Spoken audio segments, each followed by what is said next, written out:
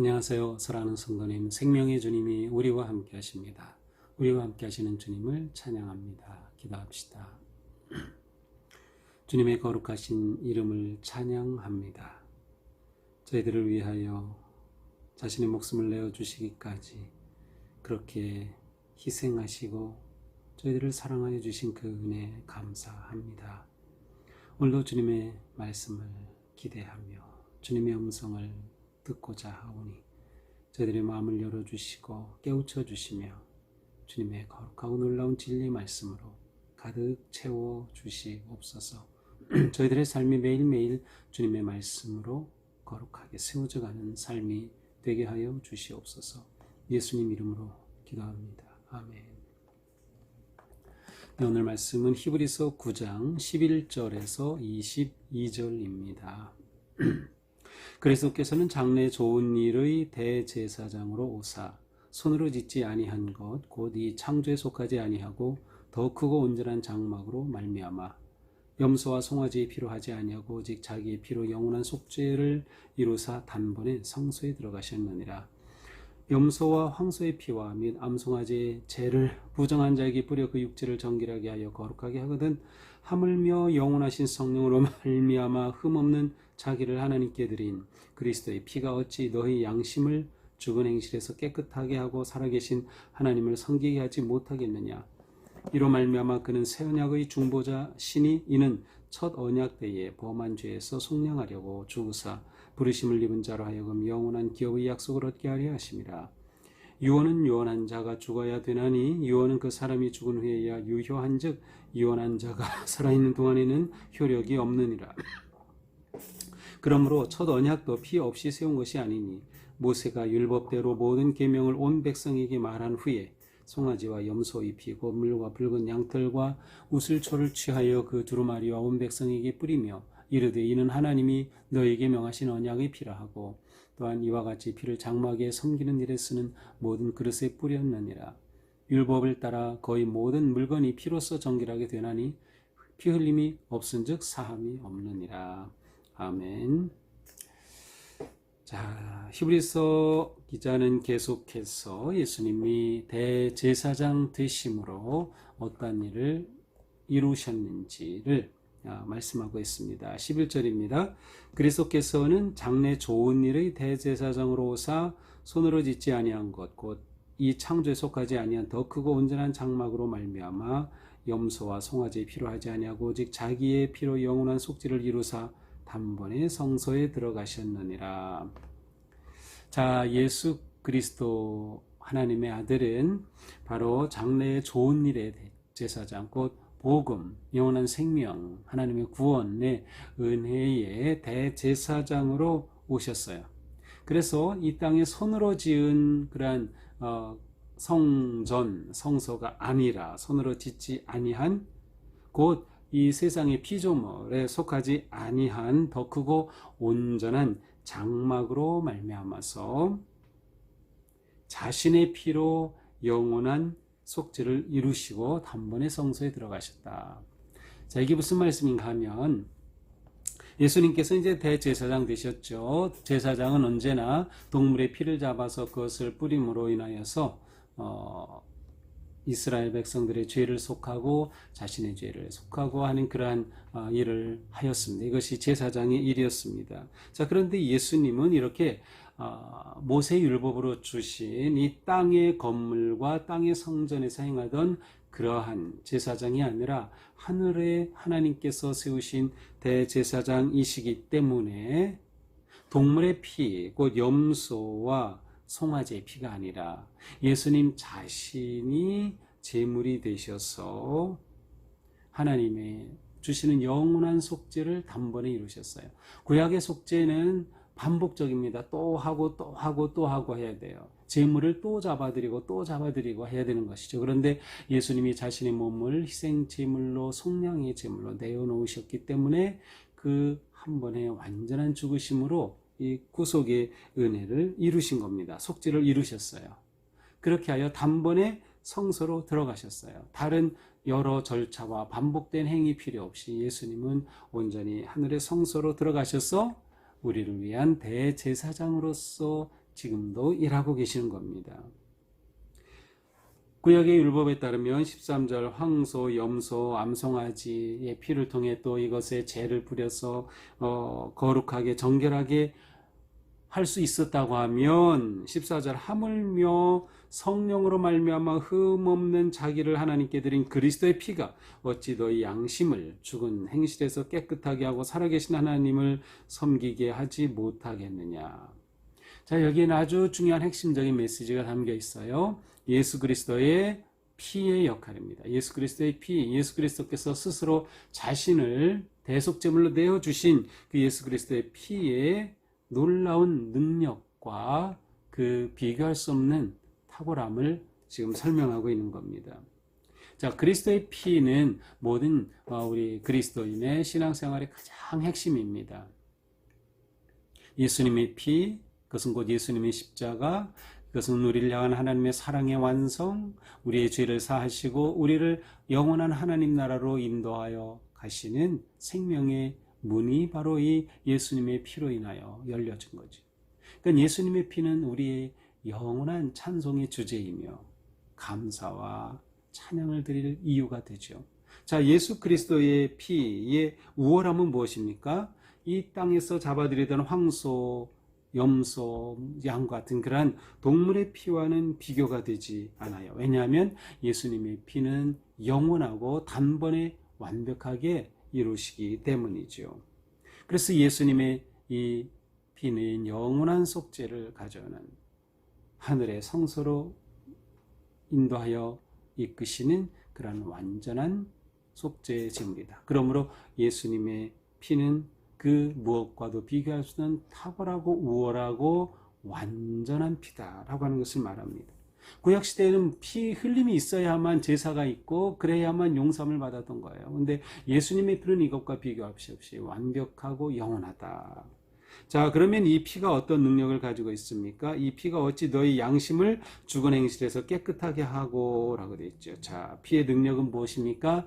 우리의 양심을 깨끗하게 한다. 우리의 내면을 존재를 깨끗하게 하는 것이에요. 구약의 피의 동물의 피의 한계는 무엇이에요? 내면을 깨끗하게 하지 못했어요. 겉으로 잘못한 행위를 깨끗하게 했지만 그러나 또 반복하고 또 반복하고 제사도 반복되어야 했죠. 그러나 예수님의 보혈의 능력은 우리를 완전히 우리의 양심까지 우리의 마음을 완전히 깨끗하게 하시는 그러한 능력이 바로 우리를 위해 흘리신 예수님의 피입니다.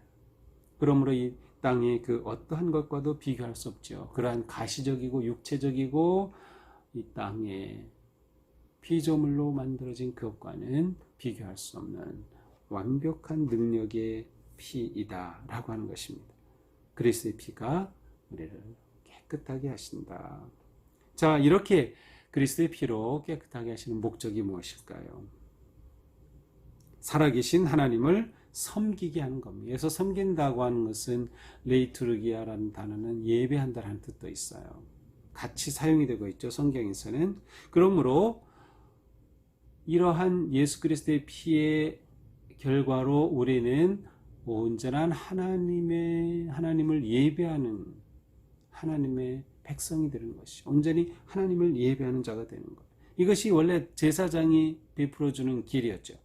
이스라엘 백성들이 제사장을 통하여 하나님께로 나아갈 수 있었습니다. 중보자 역할을 했죠. 매개자, 중개자 역할을 제사장이 했죠.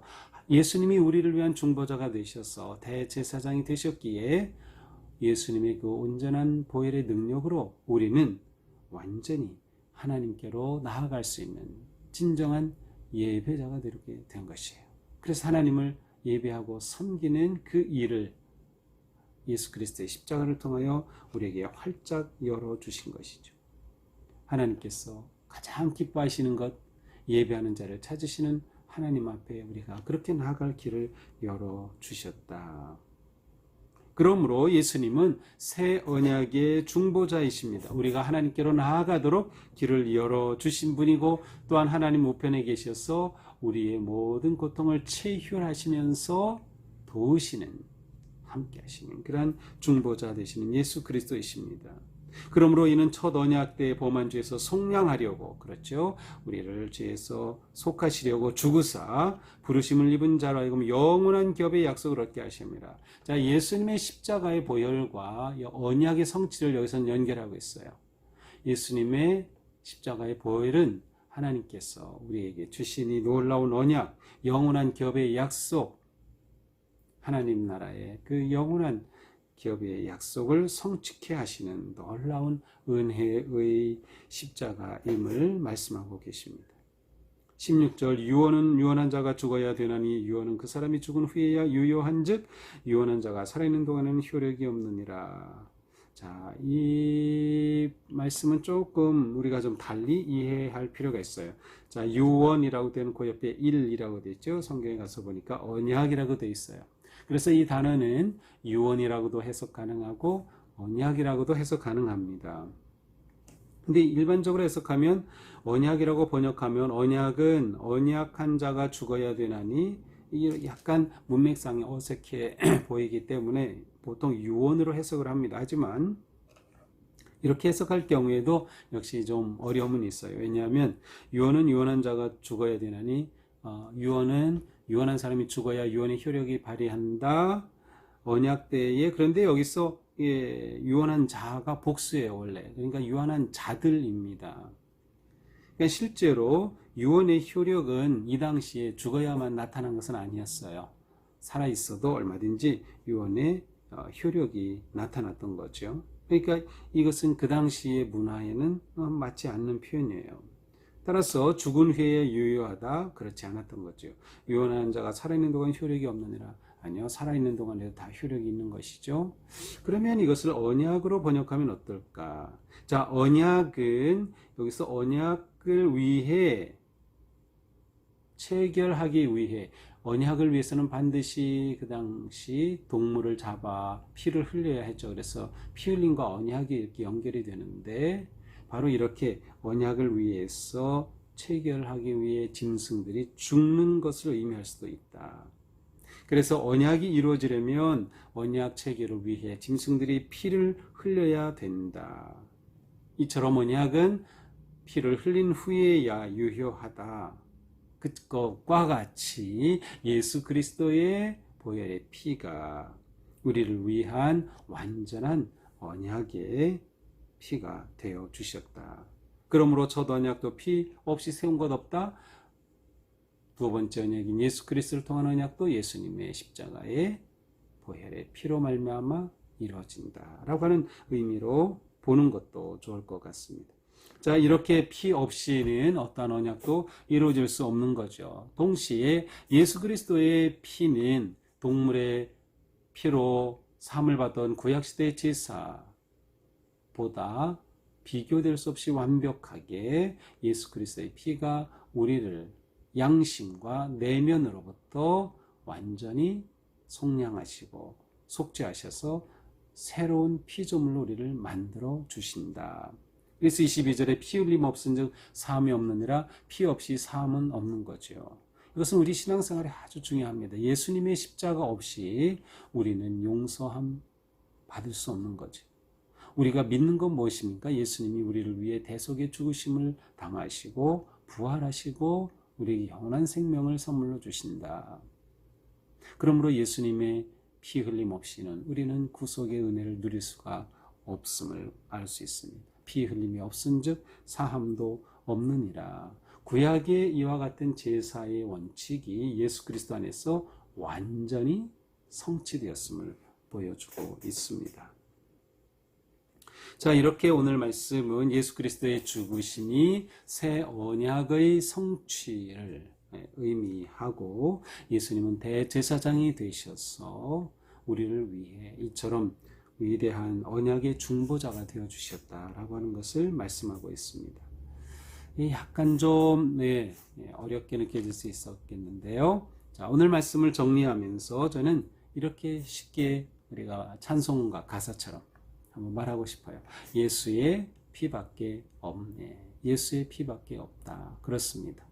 우리가 신앙생활 하게 된 또한 예수님의 은혜로 이렇게 하나님의 자녀가 되었고 죄의 사함을 받았고 하나님의 나라를 기업으로 받았고 또한 우리와 함께 하시는 부활의 주님, 성령님의 은혜 가운데 우리가 하루하루 살아가고 있고, 이 모든 것들을 생각하면 이 모든 것의 가장 중요한 원인, 근거, 바로 예수 그리스도의 십자가의 보혈이기에 예수의 피밖에 우리에게는 그 무엇도 없다라고 하는 것이죠.